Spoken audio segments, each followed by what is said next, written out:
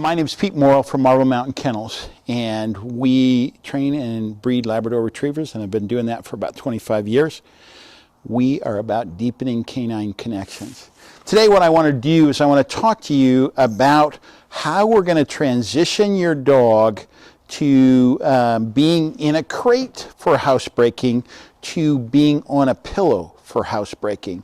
So for us, it's always our ideal to give the dog as much freedom as we can. And so we like to move our dogs onto pillows within 2 or 3 weeks of their crate training process.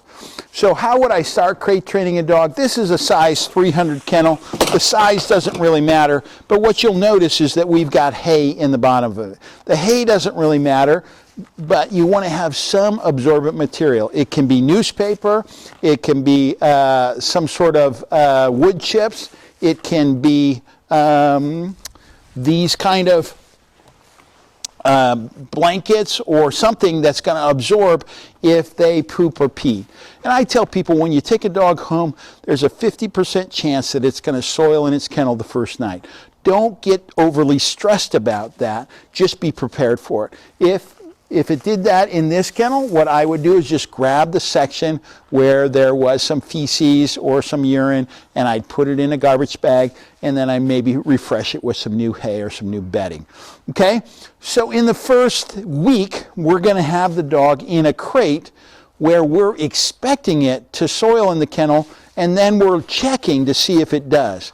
If it doesn't soil in the kennel, great, we're moving in the right direction. If it does, then like I said, you just put this in the washer and dryer, or relieve the bedding a little bit.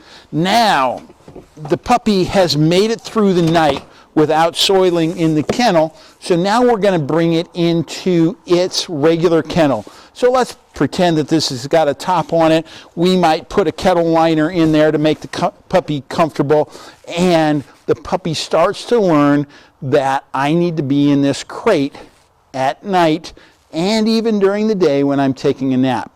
Okay?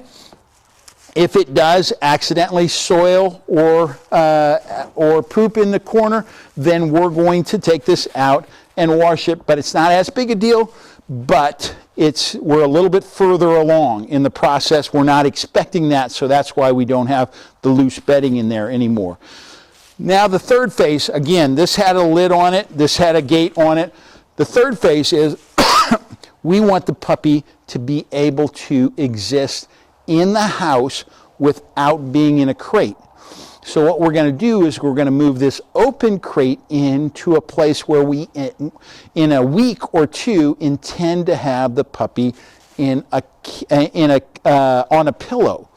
And because it's in this crate, it's familiar, right? It knows it needs to stay in there, but it's not super trustworthy, so the boundaries are set for it. This is really clear if the puppy comes out. What we're also going to do on the back wall behind this is we're going to put what we call a dog snap.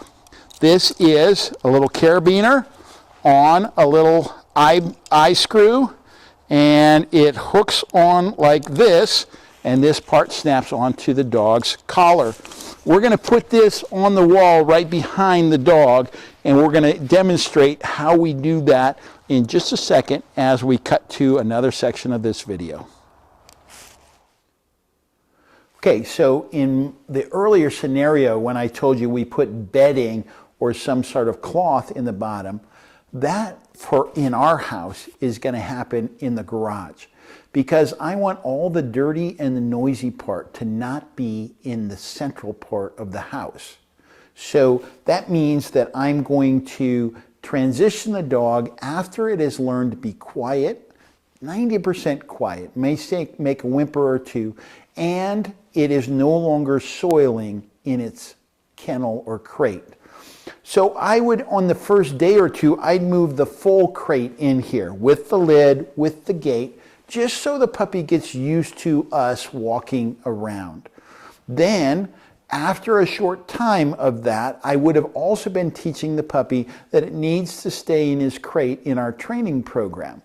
So we call that crate training, which means the puppy is learning to be quiet, to not soil, but also not leave the crate without a command. So my puppy now is about 80% good on crate training. So then I would move him in here. I might use this crate, but hopefully I don't need to use this anymore because we don't need to confine him to the small part of the crate. We're using the whole crate.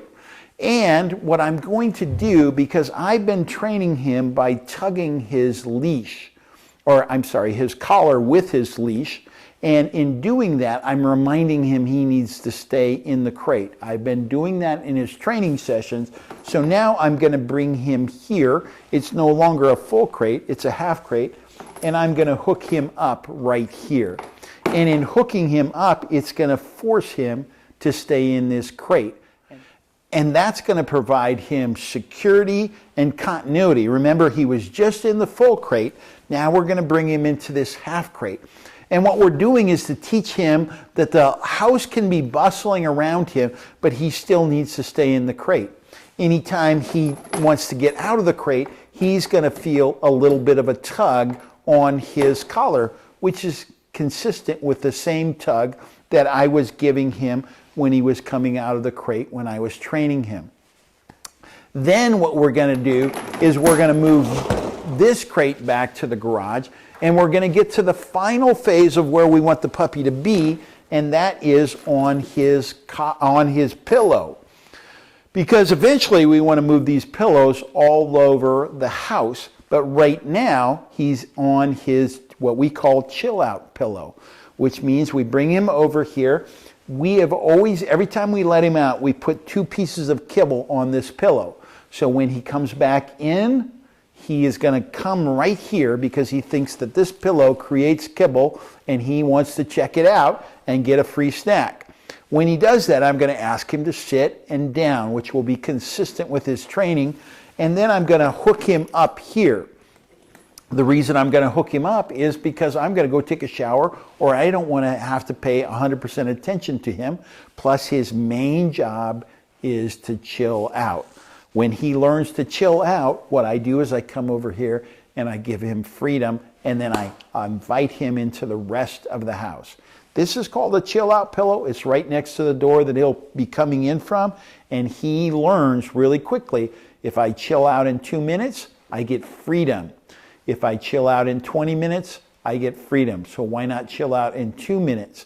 And it encourages him to mellow out and take on a temperament that's consistent with what we want an inside dog to act like. Our goal is to teach a dog that when it comes inside, comes to the pillow, chills out, and we hook it up to make that happen. And see, that hookup is right above the pillow.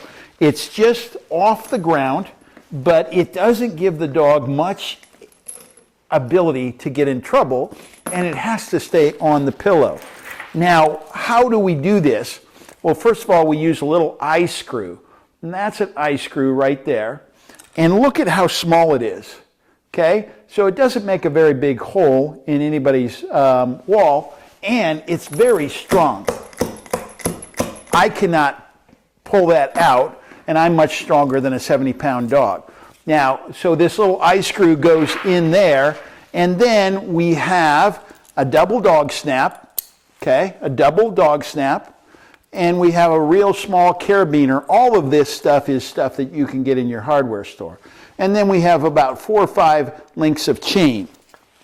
So what we're doing is we're putting the carabiner on the 4 or 5 links of chain, and then we're putting the double dog snap on there, and we're putting this on the eye screw, okay? So now the puppy is wherever I put the pillow, as long as I've got one of these. Usually in the average home, I encourage people to put 2 of these in. One right at the main entrance of their house, because that's where the chill out pillow is most effective. The other one in my situation would be in my office, because that's the easiest place for me to teach the dogs to stay on the pillow. Within 2 or 3 weeks, my dogs are going to come from the outside, go straight to this pillow, because I've always planted it with kibble, and they're going to check with me. They're looking at me to say, can I come off the pillow? If they're calm and they're quiet, I encourage them to come off the pillow, and then they have freedom throughout the house. About a half an hour, 45 minutes later, I say, let's go to the office. And we go into my office. I have another one of these apparatuses there. And at that point, I can choose to either confine them to the pillow or give them freedom. But most of the time, I'm going to put them on the pillow because that's where they're most comfortable. And I know that they're not going to make noise. And I know that this pillow is just going to prompt them to get calm and probably go to sleep. So I have a happy dog wherever I want him in the house. In 3 or 4 weeks, he'll just stay on this pillow. With my training, he'll stay on this pillow until I ask him to come off the pillow.